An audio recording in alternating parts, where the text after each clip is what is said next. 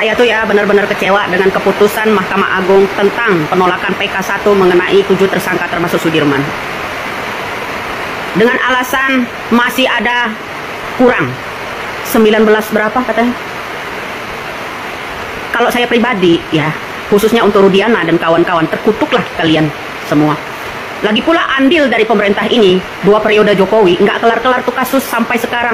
Apakah pemerintah saat ini juga, pemimpin yang baru ini juga akan buta tentang kasus ini, akan tuli dengan kasus ini, dengan 7 tersangka yang tidak bersalah dipenjarakan seumur hidup, kemudian PK diajukan, semuanya ditolak dengan alasan masih ada yang belum terlengkapi. Aduh, beginikah hukum negara kita bisa dijual beli? Benar kata yang di lagu Gayus Tambunan itu, ya, seperti yang kata lagu, hukuman bisa dibeli, ya, agar apa namanya, andai aku ini Gayus Tambunan. Nah sekarang ini nggak hanya itu aja, ya, kasus yang namanya masalah Rudiana yang memvonis orang-orangnya yang bukan fasilitasnya menangkap orang-orang ini. Kemudian barang-barang bukti diadakan seperti yang namanya sidik jari, masalah bambu dan sebagainya, tentang sperma. Sperma siapa yang diambil untuk barang bukti tersebut?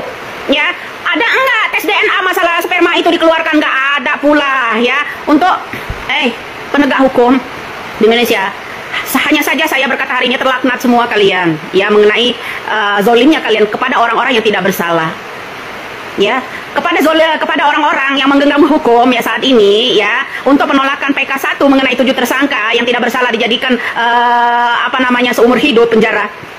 Mudah-mudahan ya kamu dan kawan-kawan di sana, khususnya saya pribadi, saya benar-benar marah loh, murka semua kalian, ya, murka, benar-benar murka kalian yang menggenggam hukum jual beli hukum di sana, termasuk jaksa, termasuk mahkamah yang memutuskan tersebut, penolakan tentang PK1 tersebut. Selama ini saya masih mengamati, diam. Tapi hari ini dengan keputusan kalian ya mengenai 7 tersangka tersebut, orang-orang yang tidak bersalah dijadikan penjara seumur hidup, bahkan mengawal Sudirman untuk menyelawat yang namanya orang tuanya aja dikawal seperti mengawal teroris, sangat-sangat berlebihan. Di mana letak hukum negara kita? Di mana letak nurani orang-orang penegak hukum di negara kita ini? Sementara dulu yang teriak-teriak paling utama itu adalah Hotman Paris, orang yang senior di negara kita ini, katanya orang yang paling hebat pengacara di negara kita ini. Masa kalian membela yang namanya orang yang bersalah? Orang yang tidak bersalah tetap kalian jebloskan, nonton aja gitu, ya.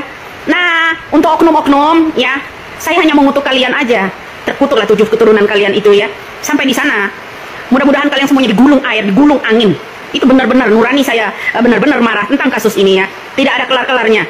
Selama ini banyak orang yang bertanya, kemana kasus Pina, kemana kasus Pina? Kasus Pina ini orang udah pontang-panting. Ya, beberapa pengacara tim kuasa hukum 7 tersangka yang tidak bersalah itu, ya, berjuang mati-matian tetap ditolak. Uang adalah segala-galanya buat kalian. Ya dah? Pertanyaan saya, kalau dulu 2 periode Bapak Jokowi mengurus tentang kasus ini tidak pernah kelar, ya apakah presiden yang sekarang ini tetap akan buta dengan hukum yang seperti itu, yang menyatut ya peri kemanusiaan, nyawa seseorang? 7 tersangka loh, ya, 7 tersangka.